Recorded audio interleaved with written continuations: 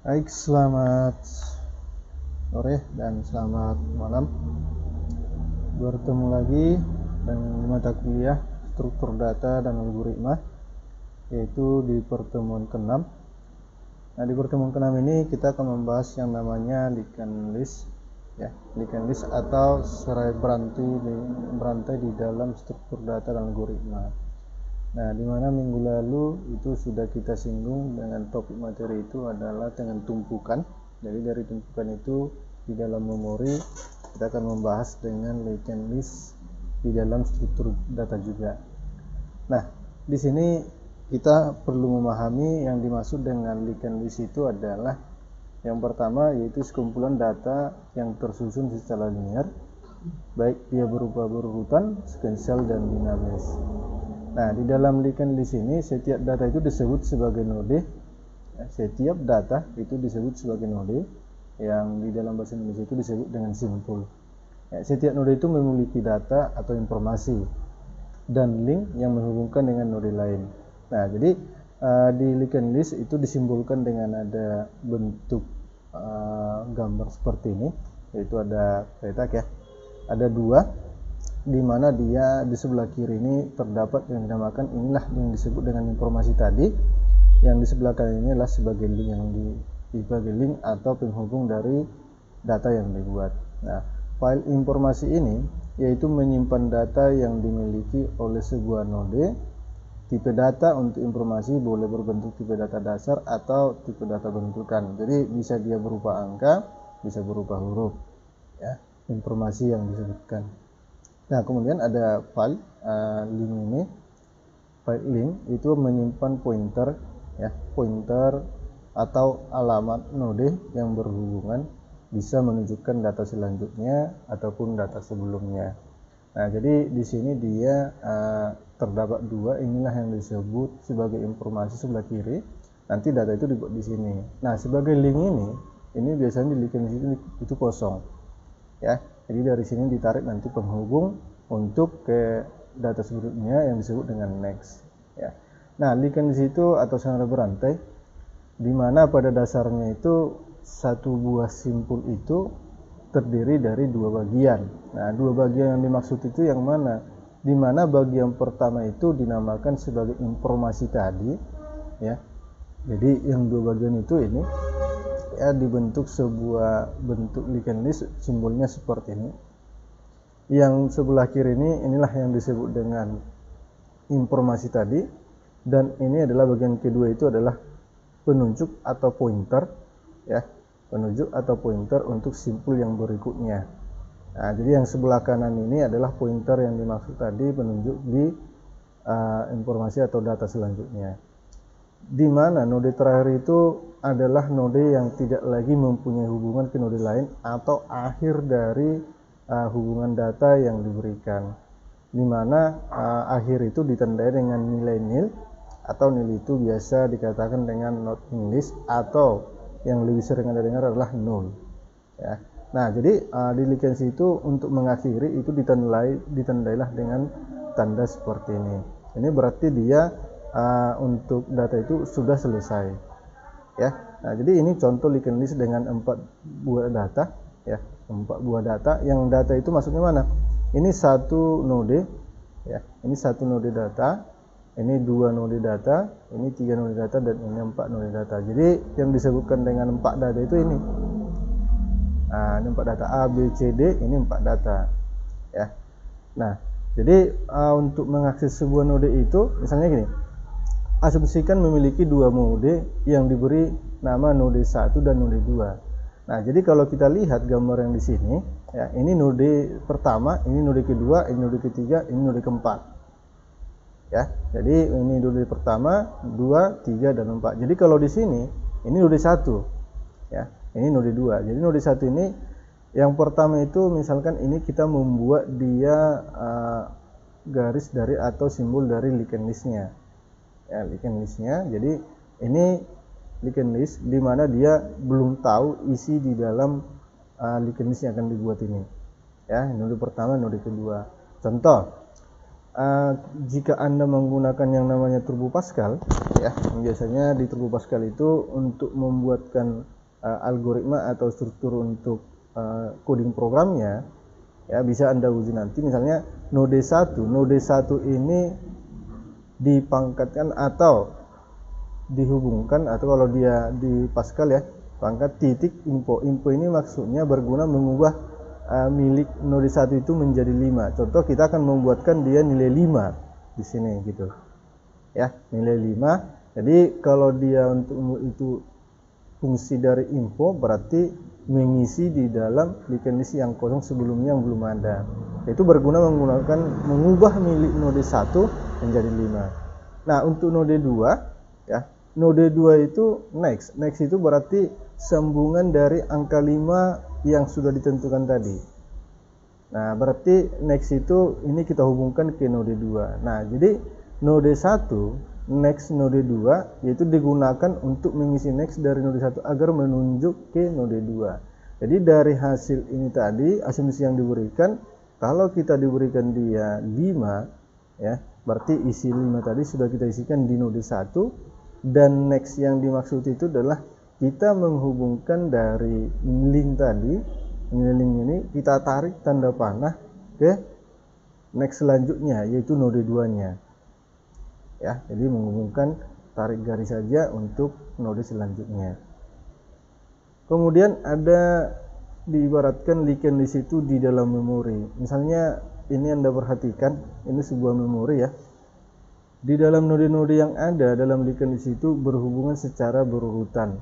Ya, dimana data itu kan Anda lihat tadi misalnya seperti ini berurutan datanya, namun di dalam memori itu belum tentu data itu seperti yang ada di linked list.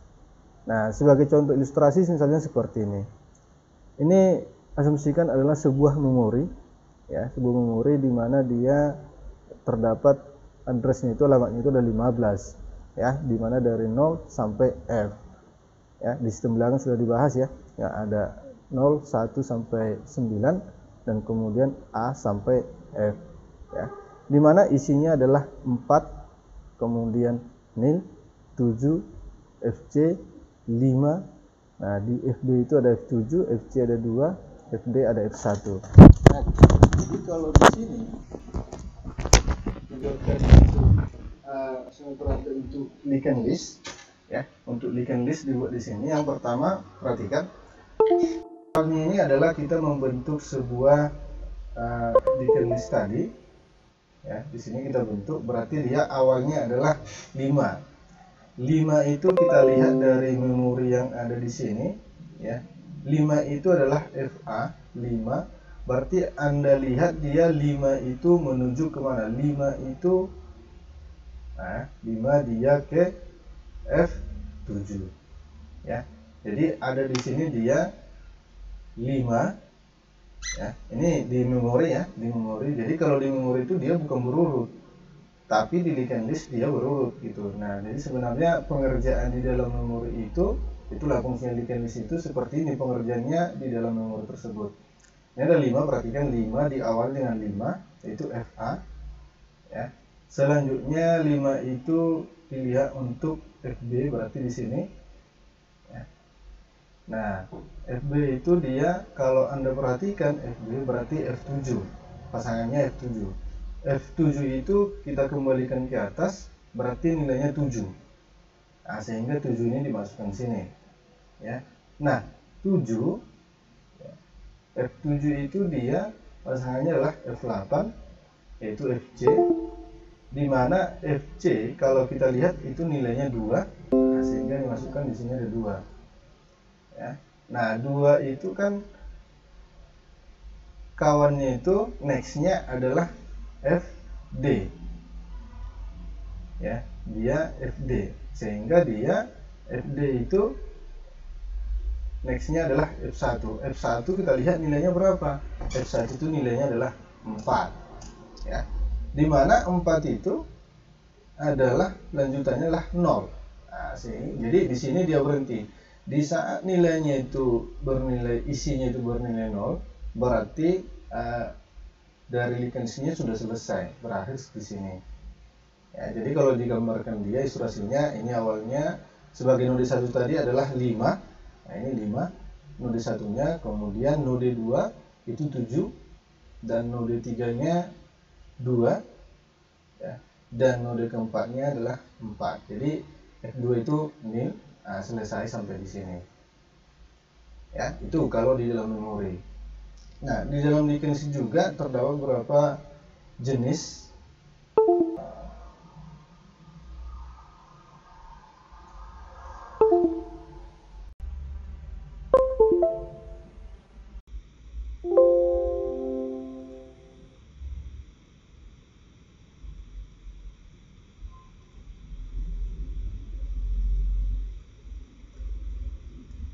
ya, jenis-jenis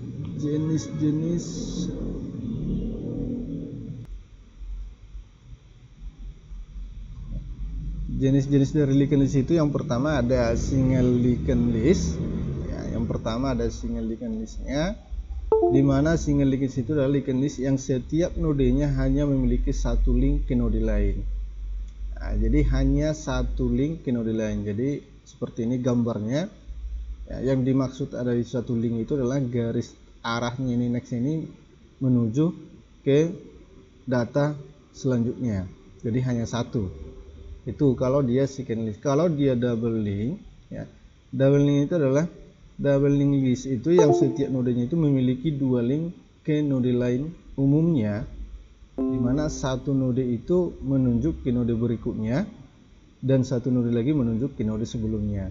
Nah, jadi perbedaannya kalau yang pertama tadi single link itu dia kan satu arah semua, tapi kalau dia di double itu ini linked list tadi satu arah. Nah, kemudian setelah akhir ya, nextnya ini atau linknya ini dikembalikan ke nodenya ya, atau ke informasi atau nilai data yang diberikan setiap dari nilai nextnya ya. Nah, jadi perhatikan juga kalau di sini 2, kalau di double itu sudah menjadi 3 isian ya. Kalau di single list itu masih 2, ada informasi, ada link. Kalau di sini dia di sini ada awal ya, ada datanya, ada linknya. Nah, jadi tanda panahnya itu ditarik dari sini, masukkan ke data di sebelumnya. Ini kalau double linked list. Nah, yang ketiga ada circular linked list. Ini bisa berbentuk single list juga ataupun double listnya. Jadi dalamnya ada tergabung. Ya. Nah, linked list ini yang node terakhirnya itu memiliki file next, tidak menunjuk ke nilai nil. Nah, melainkan dia menunjuk ke nilai awal. Nah, itu perbedaannya. Jadi kalau di circular ini dia setelah dia berakhir data yang terakhir, tanda panahnya itu mengarah lagi ke nilai awal. Ya, itu kalau circular linked listnya. Nah, di dalam linked list juga ada beberapa operasi yang digunakan pada linked listnya. Yang pertama ada inisialisasi linked list. Langkah yang kedua itu pembuatan node baru. Yang ketiga pemeriksaan kondisi kosong linked listnya. Kemudian ada transfer linked list. Di sini dia traversalnya itu menampilkan isi dari linked list yang ada tadi dan menghitung banyaknya elemen linked listnya. Nah, selanjutnya dia mencari node berdasarkan posisinya. Apakah posisinya itu dia di posisi pertama, atau posisi tertentu, atau di tengah, atau di posisi akhir. Nah, ini prosesnya. Kemudian yang keenam itu ada menambahkan data. Penambahan data itu misalnya menambah di awal kah ditambah data, atau di tengah, atau di akhir. Ya, kalau di tengah itu biasa dikatakan untuk menyisipkan data di linked listnya. Kemudian mengupdate data, dan demikian juga ada juga penghapusan data. Ya, menghapus di awal kah dihapus, atau di tengah, di akhir, atau menghapus semua elemen yang ada pada linked list tadi. Nah, sebagai contoh kasus, di sini kita buat contoh kasusnya itu adalah menggambarkan suatu linked list dalam memori. Ya, menggambarkan suatu linked list dalam memori. Data dalam array infonya itu adalah K, ya, terjadikan sebagai K, dan sebagai karakter tunggal dengan startnya itu adalah 9. Oke. Nah, misalnya ini soal yang diberikan itu berupa tabel seperti ini. menggambarkan ilustrasi dari satu memori, di mana di dalam memori itu ditentukan sebagai dua ya, ada info, ada link. Data ini ada 12, di mana dia startnya tadi diminta adalah 9. Kalau kita terjemahkan dia ke bahasa biar bisa kita pahami, berarti startnya 9. Kita perhatikan 9, ini data 9 ya. Data 9 ini oke. Berarti dia dimulai dengan n. Sehingga data yang pertama adalah n. Nah, jadi perhatikan di sini. Dia n. Kemudian n itu elemen pertama dari data yang dimulai dari start tadi. Kemudian setelah dia n, kita lihat n itu linknya adalah 3, nextnya 3. Nah, berarti di nextnya 3, kita lihat data yang ketiga itu berarti dia O. Nah, berarti tanda panah nextnya itu adalah O. Nah, di mana dia O ya, itu linknya adalah 6.